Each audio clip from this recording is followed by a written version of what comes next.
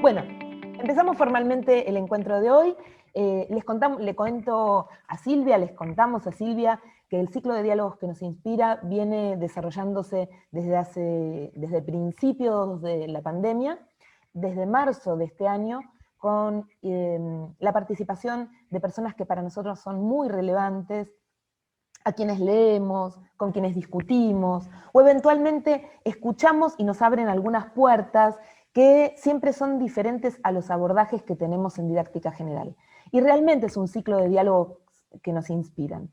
Y no son cualesquiera las personas que están participando, son personas que tienen la cualidad de hacernos pensar y reflexionar sobre los mundos disciplinares que confluyen, sobre los mundos híbridos que en este momento están confluyendo.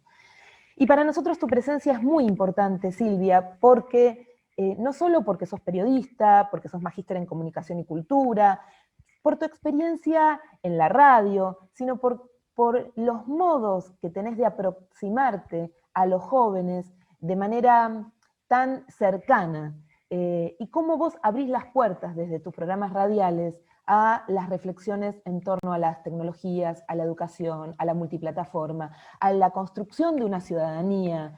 Y en ese sentido, tu palabra que articula la educación, la comunicación y el mundo digital, para nosotros, para nosotras, es muy importante. Te presento formalmente. Voy a leer tu currículum. Silvia Bacher es periodista, magíster en comunicación y cultura por la Universidad de Buenos Aires. Tiene el premio Universidad de Buenos Aires a la divulgación de contenidos educativos. Eso para nosotros es muy importante.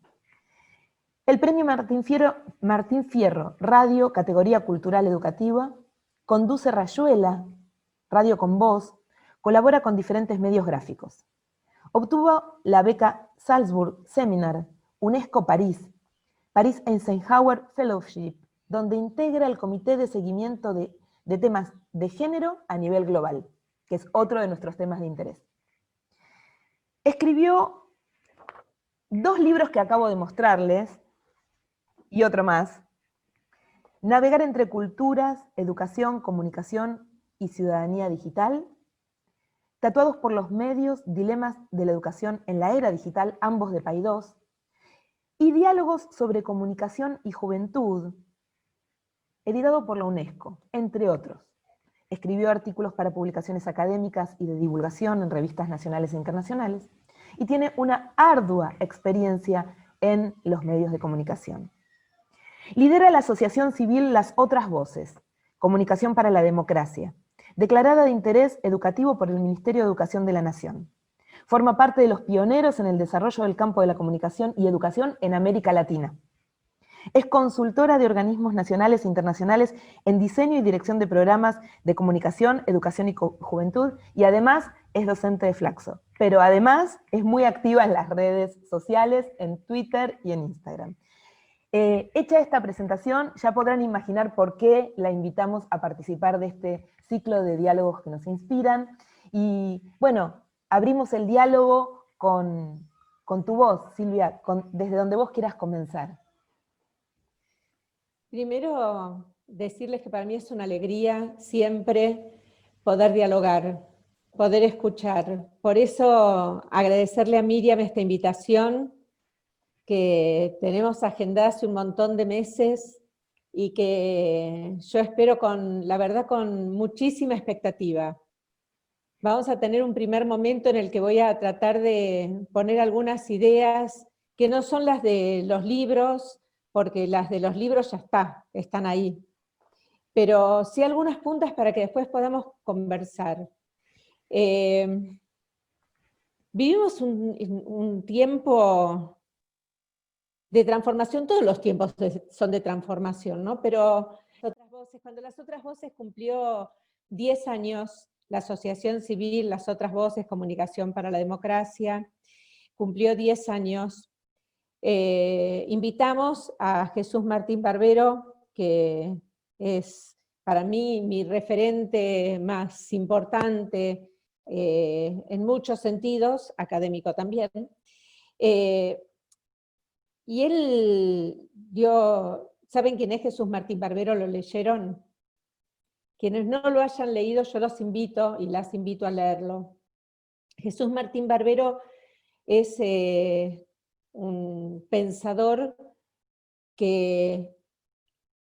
español, que hace muchos años vive en Colombia, y que es quien a mí me ayuda a comprender que cuando hablamos de comunicación y tecnología, hablamos de comunicación, y que la tecnología viene después. Que hablamos de comunicación, y hablamos de personas, y hablamos de vínculos, y que la tecnología acompaña, pero que hablamos de seres humanos y de esos vínculos que se dan a través de la tecnología. Y para mí esto es clave a la hora de pensar todo lo demás.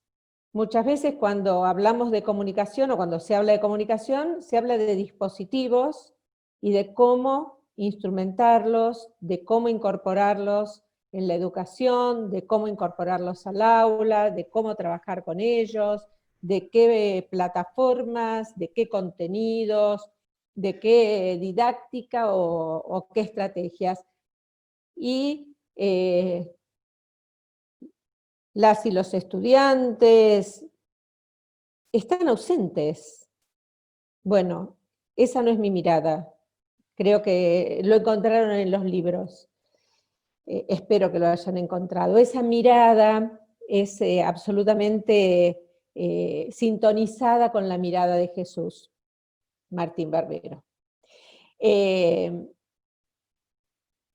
Cuando él estuvo en Buenos Aires, hace 6 años, comenzó su presentación. Es un hombre, debe estar cercano a los 80 años, un hombre con sus años. Comenzó diciendo: bienvenidos al caos, bienvenido nuevamente al caos, entendiendo que esta no es la primera vez que la humanidad atraviesa estas circunstancias. 6 años, ni siquiera hablábamos, ni soñábamos, ni imaginábamos que íbamos a atravesar un contexto de pandemia. ¿Qué diría hoy Jesús Martín Barbero? Lo mismo. Bienvenidos nuevamente al caos. Un caos que nos enfrenta con viejos desafíos en nuevos escenarios, donde la educación está ubicada en el centro de la escena. ¿Por qué? Porque la educación, y la escuela particularmente, es la caja de resonancia de lo que sucede en una sociedad. Hace una semana hablaba en mi carácter de periodista, con una persona, una alta fuente, y me decía: hace mucho tiempo, mejor dicho, nunca vi una confrontación tan grande como la que se está dando en la política educativa. Nunca. ¿Por qué? Porque la educación y la escuela, lo estoy leyendo, es el catalizador de los malestares más profundos. Porque ahí se juegan los derechos de una escena que está en movimiento y que está en disputa. La comunicación y la educación son derechos esenciales que tenemos, por lo menos estoy convencida, y espero poder transmitirles esto con la convicción que tengo, por los que debemos batallar de manera constante, porque son derechos habilitantes para el ejercicio de otros derechos. ¿Qué quiere decir esto? Que son derechos que al ejercerlos podemos acceder a otros derechos. podemos transformar escenarios, podemos cambiar realidades. El derecho a la comunicación y el derecho a la educación entramados tienen una potencia que cambia el mundo.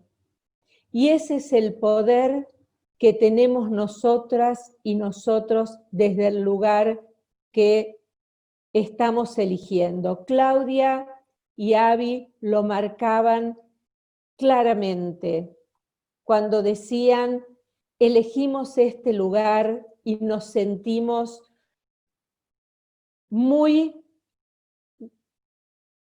cómodas, felices. Yo les digo, siéntanse desafiadas. Son oportunidades enormes las que tenemos desde este espacio. Uno de los grandes desafíos que tenemos es identificar cuáles son esos viejos desafíos para poder comprender cómo hacer para poder recuperarlos y finalmente dar un paso y transformarlos. Hasta hace 15 minutos, si Miriam sabe, estaba en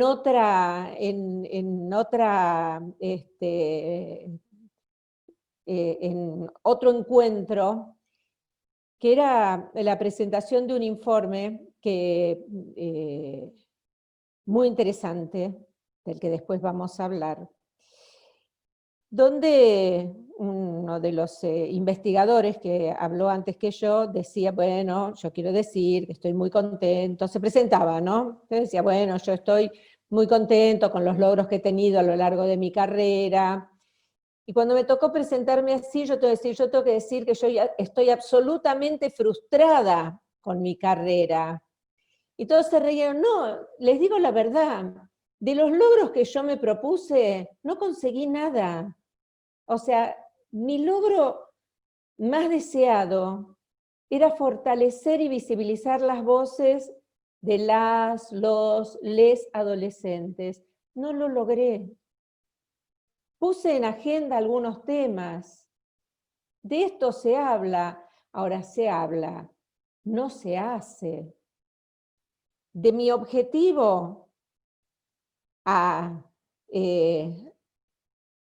aquel de hace, no les digo cuántos años, pero muchos, a hoy el avance debe haber sido mínimo, o sea, es mínimo. Ustedes leen y se dice, se habla. ¿Ustedes escucharon? Recién me decían de este estudio, que en un ratito les voy a decir cuál es, que justamente es un estudio hecho con voces de los adolescentes, uno de los poquísimos que se hizo. Me decía: seguimos educando, me preguntaban, en las producciones que se hicieron desde el Ministerio de Educación, ¿dónde estaban las voces de los adolescentes en las producciones? Y en general, en todas las producciones que vemos para los y las adolescentes, ¿dónde están sus voces? En las noticias que tienen que ver con ellos y ellas, ¿dónde están sus voces? En la construcción de políticas, ¿dónde están sus voces? En la construcción de las nuevas escuelas, ¿dónde están sus voces? Y me estaba yendo para venir acá, tenía que llegar a Mar del Plata. Les decía: tengo que ir a Mar del Plata, no me entretengan. Entonces me decían: ¿dónde están esas voces? Yo decía: no están, y la verdad es que es una lástima, porque entiendo que al principio, yo valoro mucho lo que se hizo en un primer momento, que fue salir al ruedo con lo que se podía para subsanar lo que estaba pasando allí en marzo. Ahora, después hubo un tiempo para poder imaginar otras, y para poder imaginar otros formatos, y para poder experimentar, Pues yo creo que todo este tiempo fue un tiempo de experimentación. Todos sabemos que fue un tiempo de experimentación, porque nada era lo que tenía que ser. Era una educación de emergencia. Entonces, ¿por qué no experimentar? Creo que fue una oportunidad perdida. Esa es mi interpretación de todo esto que sucedió. Se hizo lo que se pudo, al principio se hizo lo que se pudo, después se tenía que haber hecho otro tipo, desde mi punto de vista, de iniciativas, buscando otros referentes.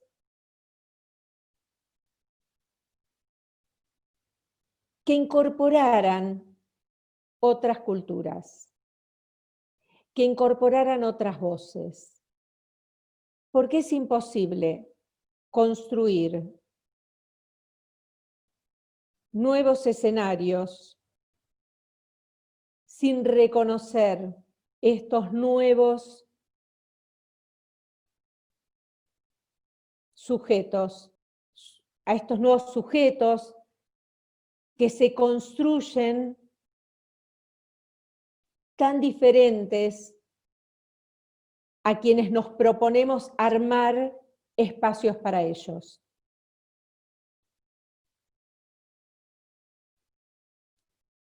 Allí en Navegar, en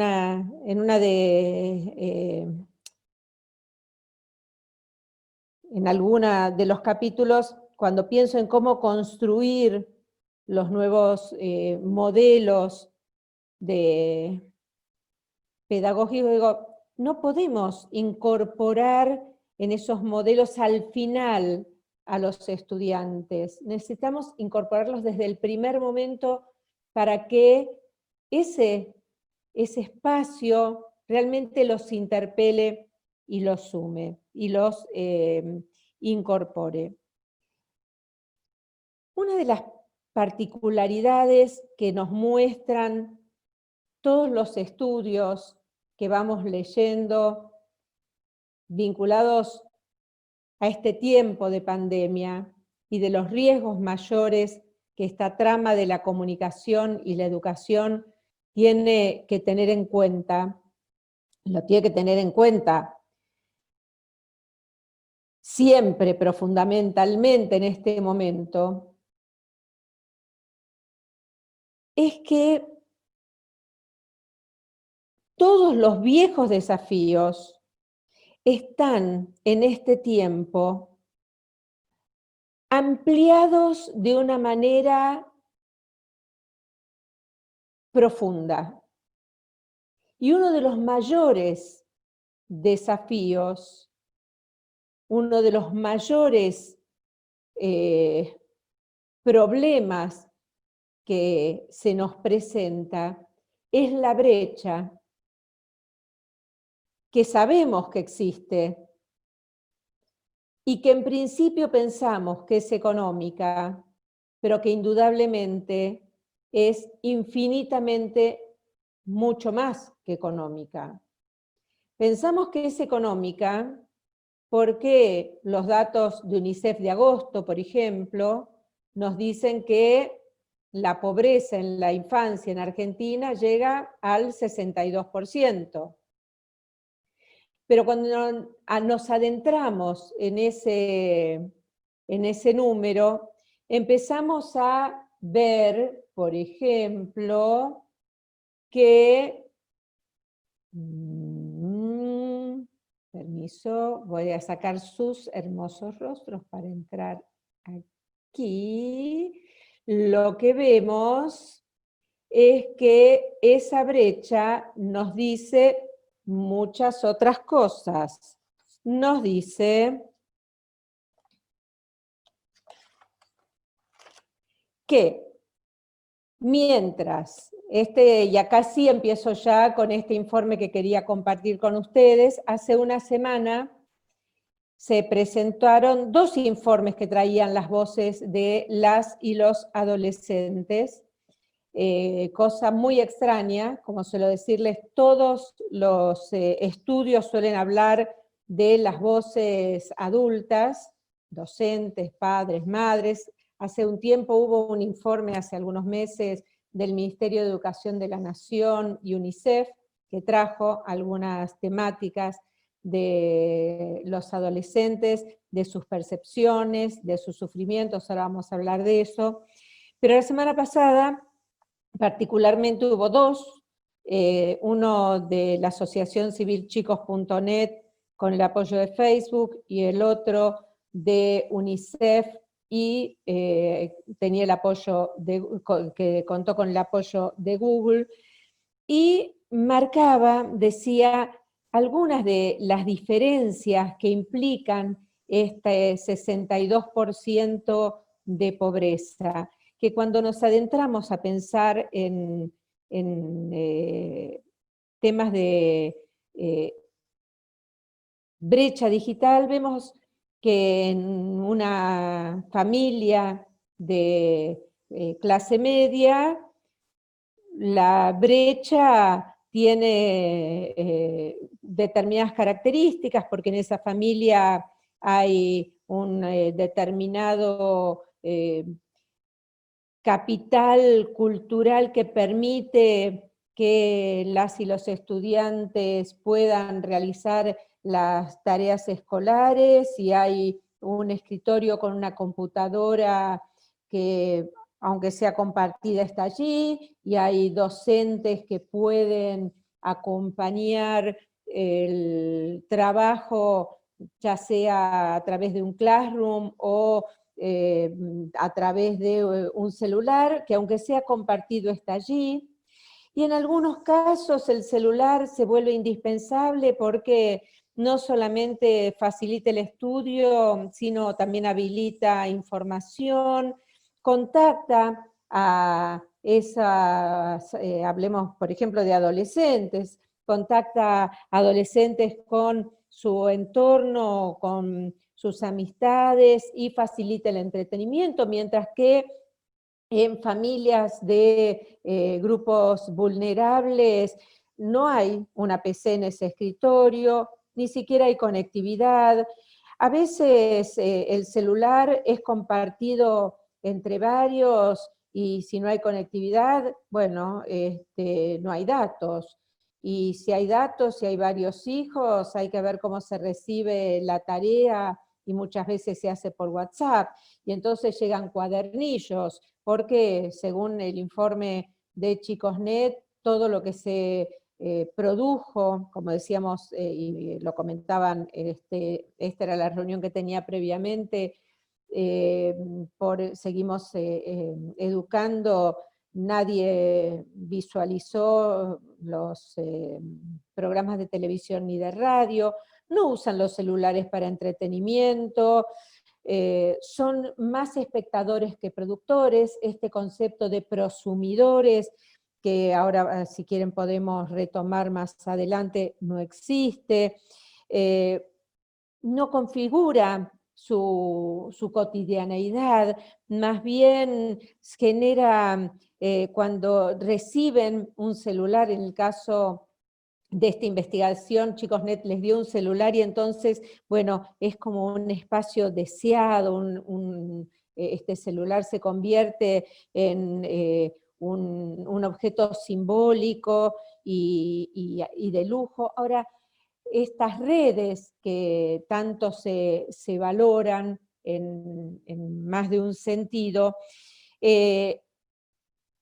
las redes, me refiero las redes sociales, y que tanto, de las que tanto se habla, y que en las redes virtuales, ¿no?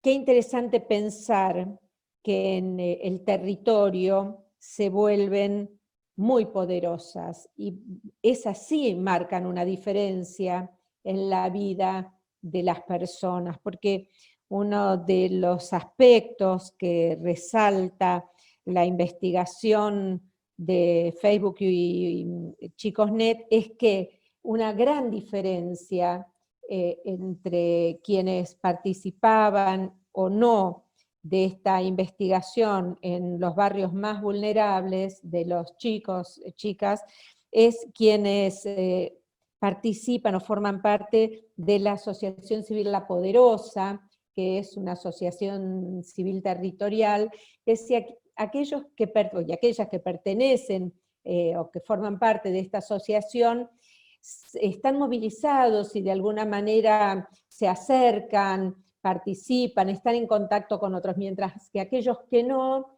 se quedan en la cama, no participan. Entonces, como estas otras redes territoriales movilizan y tienen un sentido muy, muy, muy fuerte, ¿no? Entonces, una de las más importantes conclusiones de esta investigación es que el mayor peligro de las tecnologías no es el exceso, sino el hecho de quedarse fuera de las tecnologías y quedar excluidos.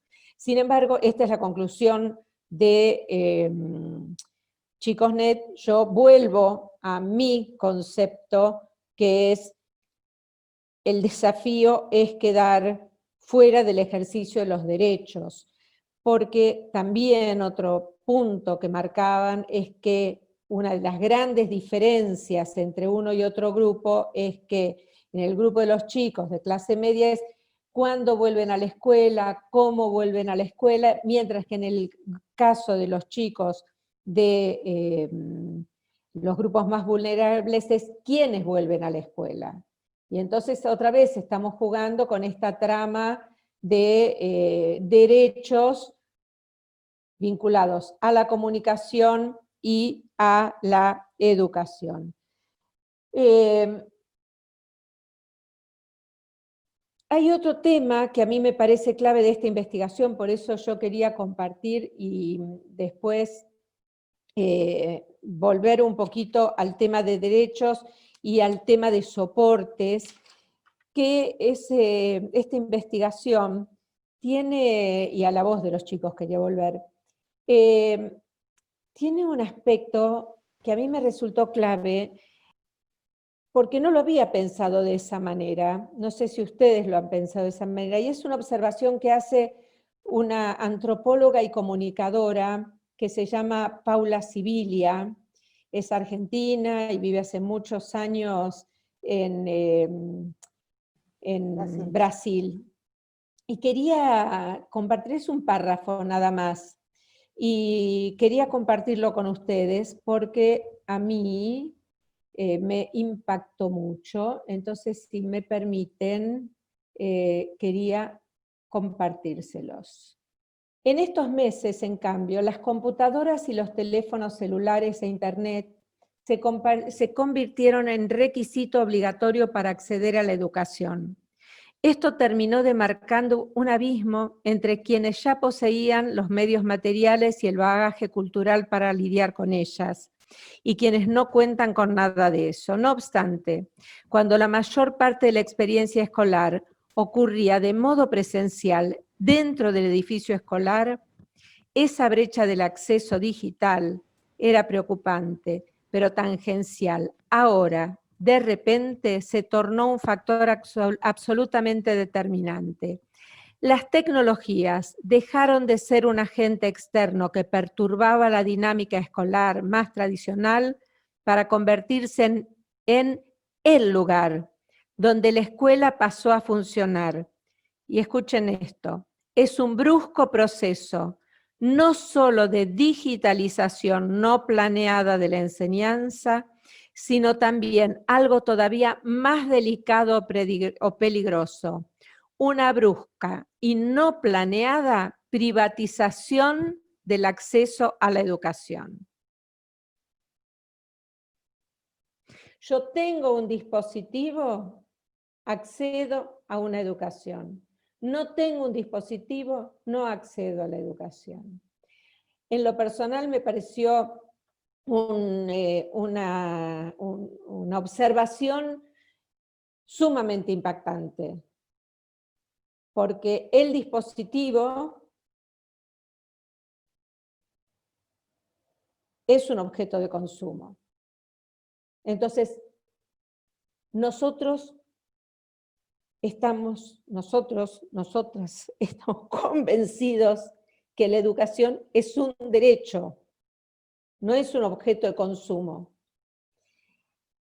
Hay que trabajar fuertemente en este punto, en trabajar en la ciudadanía, en el derecho a la educación, en el derecho a la comunicación, en la necesidad de estar atentos a una mirada crítica, a estar alertas en esta privatización que se puede ir dando de manera no planeada, dice Paula Sibilia, pero que se va dando y que va filtrándose en esta brecha de desigualdad que cada vez es más profunda, donde las élites, como marca Barico en su libro, no pueden o no quieren romper con esta perversidad de grupos cada vez con mayor poder y mayor riqueza en desmedro de enormes mayorías pauperizadas. En ese sentido, vuelvo al principio diciendo que tenemos en esta, para mí, y con absoluta convicción, la responsabilidad de fortalecer esta trama de los derechos a la comunicación y a la educación, visibilizando, fortaleciendo las voces de las y los y les adolescentes, en términos de qué? De que ellos comprendan que pueden transformar escenarios, que comprendan esos escenarios, que los vean, que comprendan sus derechos, que se empoderen, que comprendan su ciudadanía en plenitud, no su ciudadanía digital, no su ciudadanía parcializada, no en parcelas, sino una ciudadanía plena, que son ciudadanos y ciudadanas plenas de derechos. Y para eso, esa trama absoluta de derechos de los que hablamos es clave. Estos derechos que le permiten comprender su sufrimiento, que muchas veces es tratado para las clases medias dentro de 4 paredes que se llaman consultorios psicoanalíticos, donde tienen herramientas para pensarlos. Aquellos que no la tienen se quedan con sus sufrimientos, con sus temores, con sus fantasías, y se quedan con eso y se transforma en lo que se transforma. Yo no digo que las escuelas tienen que ser espacios de psicoanálisis, de ninguna manera, pero sí que tiene que haber espacio donde esto se pueda tomar, donde esto se pueda habilitar, espacios donde la realidad pueda ser trabajada, porque la realidad también o fundamentalmente atraviesa nuestras vidas, y la escuela no le daba espacio. Hoy la escuela está ausente, tal como la conocimos. Hay otra cosa que tendremos que ver cómo vuelve. Voy a ir cerrando diciendo solamente, el estudiantado, en todas las investigaciones, poquísimas que hay, dice que extraña a la escuela, no como la conoció, porque valoran la flexibilidad de horarios, valoran otros aspectos que han descubierto, con lo cual todo lo que mucha gente venía diciendo, que había que cambiar, bueno, esto lo valoran, pero valoran el encuentro con sus estudiantes, con sus amigas y amigos, extrañan y valoran el lugar del docente, extrañan la mirada del docente, con lo cual ahí en esa mirada hay un vínculo clave de educación y de formación, y yo creo que esto es clave. Y por último, para cerrar, si te parece, Miriam, y dar este espacio a algunas preguntas y comentarios, ante estos viejos desafíos y nuevos escenarios, y habiendo arrancado vos con un poquito, con presentándome con el tema de la radio, y sabiendo que es un tema que a mí me apasiona, yo quería cerrar con 3 pequeños audios, ¿no? Primero, son los 100 años, este año, el 2020, son los 3 años, los 100 años, se cumplen 100 años de la radio. Y a mí me parecía interesante ver cómo las tecnologías son soportes que se adaptan, se pueden adaptar, pero son solo soportes, que pueden ser sumamente interesantes, podríamos decir útiles, pero bueno, me parece más interesantes para ser tomados por nosotros, para recuperar las voces de las problemáticas de las y los jóvenes, no solamente en espacios formales, también lo quiero decir, porque no sabemos cuáles serán los espacios, sí, de quienes volverán al sistema educativo, pero también de ese 1,5 millones de jóvenes que no van a volver en principio porque se han quedado fuera al día de hoy, suponemos, del sistema educativo. Entonces vamos a escuchar un primer audio de cuando nació la radio. Este audio es del 92, o sea, tiene 7 años, pero me parece que es interesante, y después les cuento qué más. De Wagner. 50 años después, aunque ya peinaban canas, todo el país reconocería en ellos a los 4 locos de la azotea, los pioneros de la radiofonía argentina, los médicos Enrique Susini, César Guerrico y Luis Romero. Miguel Mujica ya había fallecido. En 1921, los locos de la azotea fueron los primeros del mundo en hacer transmisiones regulares. Con la característica LOR, propalaron las funciones del Coliseo. Los argentinos pararon la oreja y empezaron a pegarse a la radio, que sería para siempre la caja de resonancia del país. Estar en sintonía se convirtió en una manera de ser. El radioteatro, la música, el humor, las noticias, el gol de los domingos. Las grandes voces comenzaron a sonar en familia.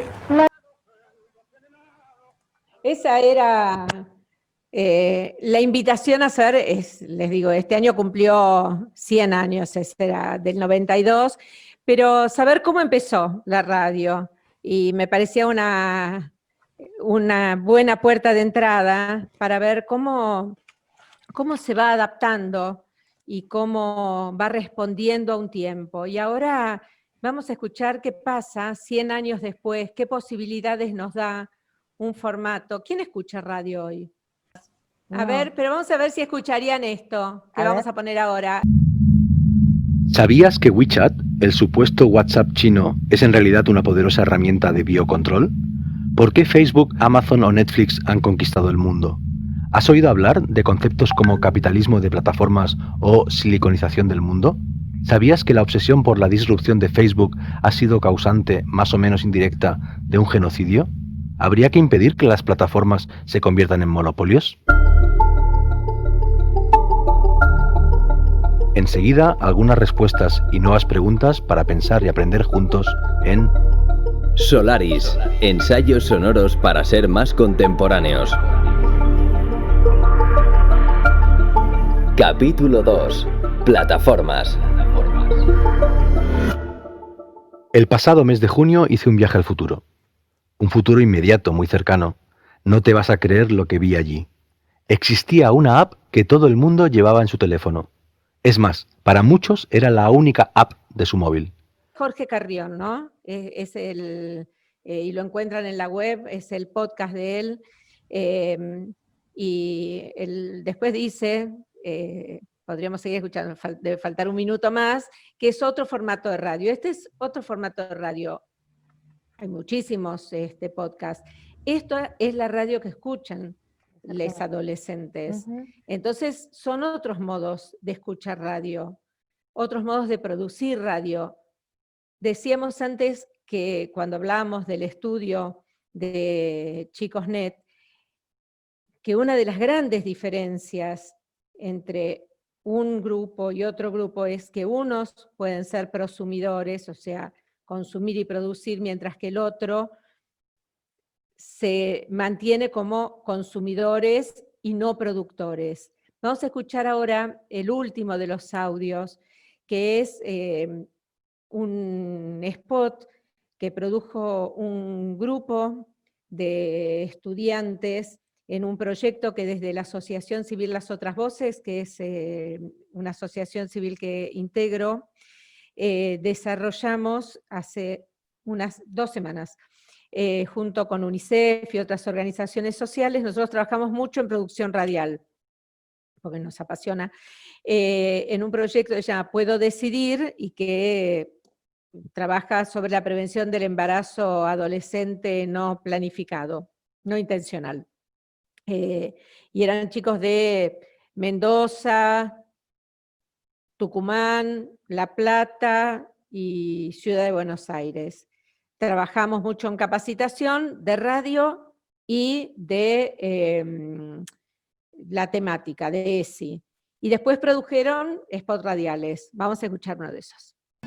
Sí me pasó de tener relaciones varias en las que no tenía ganas, o por el hecho de no tener preservativo, no querer tener sexo, y sí me vi obligada a hacerlo de igual manera por ese concepto que tenemos de, bueno, no lo puedo dejar así, o ya estamos acá y hay que hacerlo igual, y terminaba accediendo para complacer al otro y que no se enojara.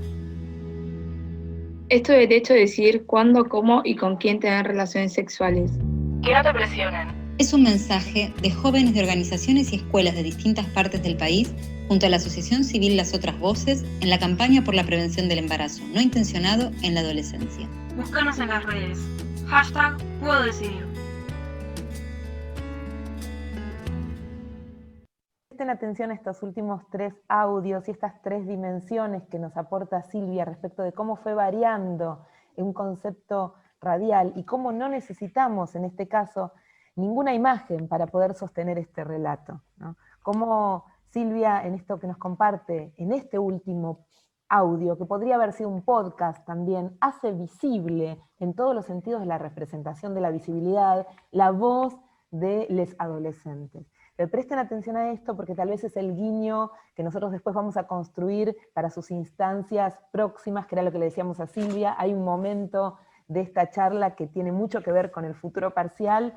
Presten atención a estas nuevas formas de poder decir y de poder transmitir y de poder compartir sentidos con otros. No, bueno, yo quisiera cerrar diciendo que la escuela que viene no sabemos cómo será, pero que tiene que ser, y que tiene que ser pública, que tiene que ser inclusiva, que tiene que ser para todas, para todos, que tiene que pensar en la ciudadanía, que tiene que ser construida con todas las voces, no enunciada